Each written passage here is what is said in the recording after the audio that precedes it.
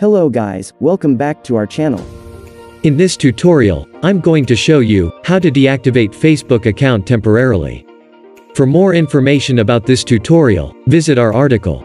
Link provided in the description. Without any delay, let's get started.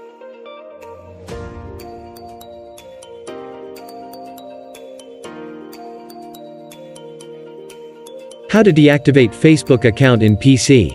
Open any browser. Go to facebook.com, and log in to your Facebook account. Click on drop-down icon, on the top right of the window. Select Settings and Privacy option. Again, click on Settings. Then, Settings tab will open. Click on Manage Account, as showing in the tutorial. Scroll down, and there you will find Deactivate Your Account option. Click on it. Then, you are redirected to another page. Enter your Facebook password, and click on Continue. Then, you will see list of options. Choose Temporary option, as showing in the tutorial, and click on Deactivate. That's it, your account will be deactivated temporarily. How to deactivate account using Android mobile.